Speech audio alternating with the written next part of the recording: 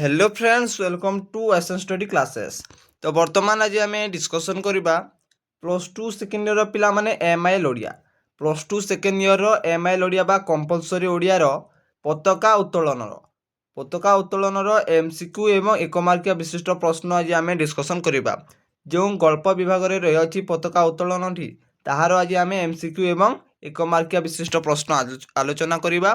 पिला माने आपण मानक 2026 एमआईएल एग्जाम रे आउ कम दिन रही अच्छी पिला से पताका उत्तोलन गल्परू एमसीक्यू एवं एक मार्किया विशिष्ट जो पिला माने एबे आमे डिस्कसन करबा ताहा मध्य रही पिला माने आसीबो।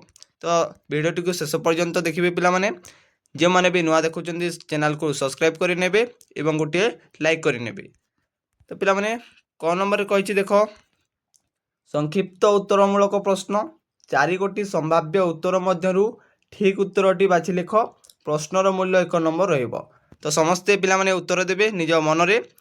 तो देखो प्रथम प्रश्न रही अछि पताका उत्तोलन गल्पटी केउ दिवसर कथा कहिछि। तो पिला माने 15 अगस्त 1947, 16 अगस्त 1947, 14 अगस्त 1947, 26 जनवरी 1950। तो यार उत्तर कौन? पताका उत्तोलन गल्पटी केउ दिवसर कथा कहि अछि। तो पिला माने मोस्ट इंपोर्टेंट प्रश्न ना पिला माने 14 अगस्त 1947 रो कथा कहि अछि।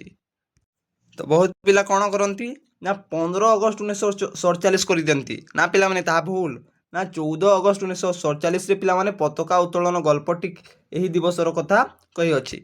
तापर नेक्स्ट प्रश्न देखो 2 नंबर प्रश्न सोमनाथ महापात्र के उपाधि पाइथिले। तो पिला माने उपाधि लिखाई छै याकू करेक्शन कर दिनियो। या उपाधि पिला माने सोमनाथ महापात्र के उपाधि पाइथिले।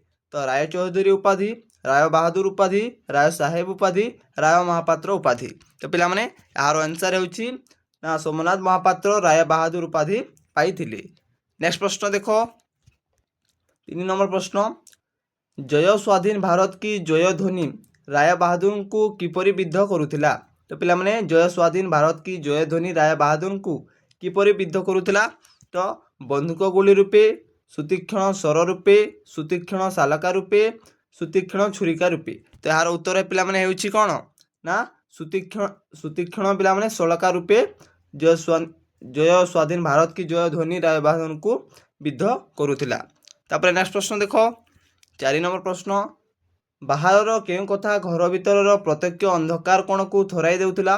तो गंडगोल, स्लोगान, कोलाहल, होहल्ला। तो पिला माने यार उत्तर कोन ना बाहर कोलाहल कथा पिला माने बाहर कोलाहल कथा घर भीतर प्रत्यक्ष अंधकार कोण को थराई देउथिला। तापर नेक्स्ट प्रश्न 5 नंबर प्रश्न पटुआर अग्रणी किए पिला माने समस्ते जानिथिबे पटुआर अग्रणी किए यही प्रश्नटी आसे पिला माने कमेंट बॉक्स रे आंसर दियो यार। तापर नेक्स्ट प्रश्न देखो 6 नंबर प्रश्न केउटी राय बहादुर एकांत निजस्व थिला बोली कहा जायछि। केउटी राय बहादुर को एकांत निजस्व थिला। तो भेलवेट बाक्स थिला कि डयर चेस्ट थिला कि चाबिलेंथा थिला कि सनंद पत्र थिला। तो यार उत्तर कौन ना यार उत्तर हेउछि पिला माने डयर चेस्ट टी राय बहादुर को एकांत निजस्व थिला। तापर नेक्स्ट प्रश्न देखो 7 नंबर प्रश्न राय बहादुर डयर भितरु कहा फोटोग्राफ काढिथिले।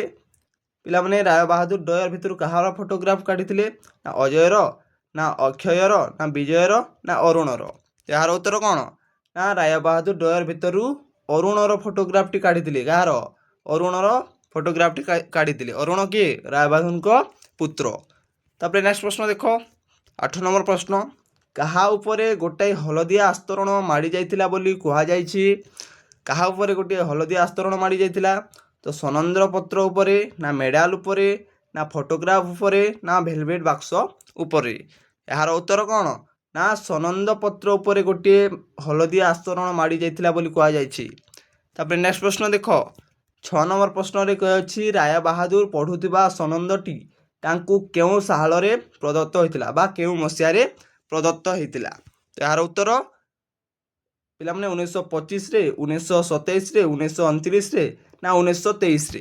तो यार उत्तर हेउछि पिला माने राय बहादुर को सनंदटी 1923 मसिया रे बा 1923 साल रे प्रदत्त होइतिला बा पाइथिले से।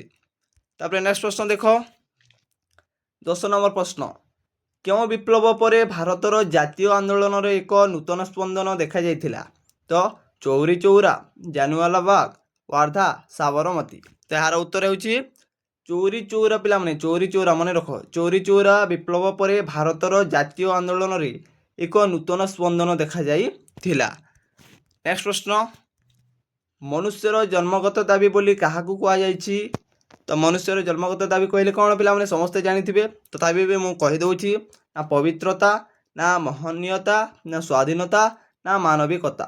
ତ ପିଲାମାନେ ଏହାର ଉତ୍ତର ହେଉଛି ମନୁଷ୍ୟର ଜନ୍ମଗତ ଦାବି ହେଉଛି କ'ଣ? ନା ସ୍ୱାଧୀନତା ହେଉଛି ମନୁଷ୍ୟର ଜନ୍ମଗତ ଦାବି। ନେକ୍ସଟ ପ୍ରଶ୍ନ 12 ନମ୍ବର ପ୍ରଶ୍ନରେ କହିଅଛି ରାୟ ବାହାଦୁର ଅରୁଣକୁ କେଉଁଥିରେ ଆଘାତ କରିଥିଲେ? ତ ସମସ୍ତେ ଏହାର ଉତ୍ତର ଜାଣିଥିବେ, ନା ବନ୍ଧୁକରେ, ନା ଲାଠିରେ, ନା ବୁଟରେ, ନା ଚାବୁକରେ। ଏହାର ଉତ୍ତର କ'ଣ? ନା ଚାବୁକରେ ରାୟ ବାହାଦୁର ଅରୁଣକୁ ଆଘାତ କରିଥିଲେ। ନେକ୍ସଟ ପ୍ରଶ୍ନ 13 ନମ୍ବର ପ୍ରଶ୍ନ, ରାୟ ବାହାଦୁରଙ୍କ ପୁତ୍ରବଧୂର ନାମ କ'ଣ ଥିଲା? ରାୟ ବାହାଦୁରଙ୍କ ପୁତ୍ରବଧୂର ନାମ କ'ଣ ଥିଲା? ନା ଅପର୍ଣ୍ଣା ଥିଲା, ନା ସୁପର୍ଣ୍ଣା ଥିଲା, ନା ସୁକନ୍ୟା ଥିଲା, ନା ଋତୁପର୍ଣ୍ଣା ଥିଲା। ଏହାର ଉତ୍ତର ହେଉଛି ରାୟ ବାହାଦୁରଙ୍କ ପୁତ୍ରବଧୂର ନାମ ଥିଲା ଅପର୍ଣ୍ଣା। ତ 14 ନମ୍ବର ପ୍ରଶ୍ନ ପିଲାମାନେ, କିଏ କମଳ ନୟନର ନୀଲୋତ୍ପଳରେ ଦେବୀ ଆରାଧନା କରିଥିଲେ? ତ ପିଲାମାନେ ଶ୍ରୀକୃଷ୍ଣ କରିଥିଲେ, ନା ଶ୍ରୀରାମଚନ୍ଦ୍ର କରିଥିଲେ, ନା ଶ୍ରୀ ଗୋବିନ୍ଦ କରିଥିଲେ, ନା ଶ୍ରୀ ଚୈତନ୍ୟ କରିଥିଲେ। ତ ଏହାର ଉତ୍ତର ନା ଶ୍ରୀରାମଚନ୍ଦ୍ର କମଳ ନୟନର ନୀଲୋତ୍ପଳରେ ଦେବୀ ଆରାଧନା କରିଥିଲେ।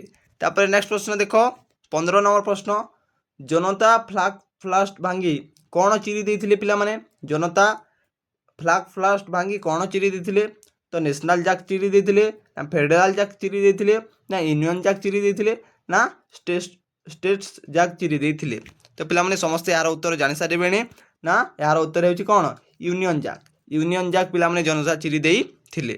ତାପରେ ନେକ୍ସଟ ପ୍ରଶ୍ନ ଦେଖ 16 ନମ୍ବର ପ୍ରଶ୍ନରେ କହିଅଛି ଘର ଭିତରେ କାହାର ଶବ୍ଦ ଶୁଣି ରାୟ ବାହାଦୁର ହଠାତ୍ ଚମକି ଉଠିଲେ? ତ ପିଲାମାନେ ଘର ଭିତରେ କାହାର ଶବ୍ଦ ଶୁଣି ରାୟ ବାହାଦୁର ହଠାତ୍ ଚମକି ଉଠିଲେ? ନା ଘଣ୍ଟ ଧ୍ୱନିର, ନା ଶଙ୍ଖ ଧ୍ୱନିର, ନା ପୂଜା ଆଳତୀର, ନା ହୁଳହୁଳିର। ଏହାର ଉତ୍ତର କ'ଣ? ନା ଶଙ୍ଖ ଧ୍ୱନି ଶୁଣି, ଶଙ୍ଖର ଧ୍ୱନି ଶୁଣି ଘର ଭିତରେ ରାୟ ବାହାଦୁର ହଠାତ୍ ଚମକି ଉଠିଥିଲେ। ତାପରେ ନେକ୍ସଟ ପ୍ରଶ୍ନ ଦେଖ 17 ନମ୍ବର ପ୍ରଶ୍ନ, ହେମମାଲି କେତେ ବର୍ଷ ଧରି ଏମିତି କାନ୍ଦ କାନ୍ଦି ନଥିଲେ ବୋଲି କୁହାଯାଇଛି ଏହି ଗଳ୍ପରେ? ନା 15 ବର୍ଷ, 20 ବର୍ଷ, 25 ବର୍ଷ, 22 ବର୍ଷ। ତ ଏହାର ଉତ୍ତର ଗତ 25 ବର୍ଷ ଧରି ହେମମାଲିନୀ ପିଲାମାନେ ଏମିତି କାନ୍ଦ କାନ୍ଦି ନଥିଲେ ବୋଲି କୁହାଯାଇଛି। ନେକ୍ସଟ ପ୍ରଶ୍ନ ଦେଖ 18 ନମ୍ବର ପ୍ରଶ୍ନରେ କହିଅଛି ରାତି ସାରା କେଉଁଥିରେ ମାତି ବିଜୟ ଘରକୁ ଫେରିଥିଲା? ତ ପିଲାମାନେ ବିଜୟ କିଏ? ବିଜୟ ହେଉଛି ଅରୁଣର ପୁତ୍ର। ଅରୁଣ କାହାର ପୁତ୍ର ପିଲାମାନେ? ନା ଯେଉଁ ରହିଅଛି ସୋମନାଥଙ୍କ ପୁତ୍ର ପିଲାମାନେ ଅରୁଣ। ତ ଦେଖ ରାତି ସାରା କେଉଁଥିରେ ପିଲାମାନେ ମାତି ବିଜୟ ଘରକୁ ଫେରିଥିଲା? ସ୍ୱାଧୀନତା ଆନ୍ଦୋଳନରେ, କି ଜନତାର ଉତ୍ସବରେ, କି ମୁକ୍ତି ସଂଗ୍ରାମରେ, କି ସ୍ୱାଧୀନତା ଉତ୍ସବରେ। ତ ଏହାର ଉତ୍ତର କ'ଣ ପିଲାମାନେ? ପିଲାମାନେ ଦେଖ ସ୍ୱାଧୀନତା ଆନ୍ଦୋଳନ ଦେଇଅଛି ଏବଂ ସ୍ୱାଧୀନତା ଉତ୍ସବ ଦେଇଅଛି, କନଫ୍ୟୁଜ ହେବ ନାହିଁ ପିଲାମାନେ। ଏହାର ଉତ୍ତର ରହିବ ପିଲାମାନେ ସ୍ୱାଧୀନତା ଉତ୍ସବ। ସ୍ୱାଧୀନତା ଉତ୍ସବରେ ରାତି ସାରା ବିଜୟ ମାତି ଘରକୁ ଫେରିଥିଲା। ତାପରେ ନେକ୍ସଟ ପ୍ରଶ୍ନ ଦେଖ, ନେକ୍ସଟ ପ୍ରଶ୍ନରେ କହିଛି 19 ନମ୍ବର ପ୍ରଶ୍ନ ପିଲାମାନେ, ବିଜୟ କାହାକୁ ବ୍ରିଟିଶର ଗୋଲାମ ବୋଲି କହିଛି? ସମସ୍ତେ ଜାଣିସାରିବେଣି ପିଲାମାନେ ଏହାର ଉତ୍ତରଟି, ନା ବିଜୟ କହିଛି ଜେଜେଙ୍କୁ ବ୍ରିଟିଶର ଗୋଲାମ ବୋଲି କହିଅଛି। 20 ନମ୍ବର ପ୍ରଶ୍ନ ଦେଖ, ସୋମନାଥ ଶେଷରେ କାହାକୁ ଆଶୀର୍ବାଦ କରିଥିଲେ? ଅପର୍ଣ୍ଣାକୁ, ହେମମାଲିକୁ, ଅରୁକୁ, ବିଜୁକୁ। ତ ଏହାର ଉତ୍ତର ହେଉଛି ସୋମନାଥ ଶେଷରେ ବିଜୁକୁ ଆଶୀର୍ବାଦ କରିଥିଲେ। ତାପରେ ପିଲାମାନେ ଏହା ଥିଲା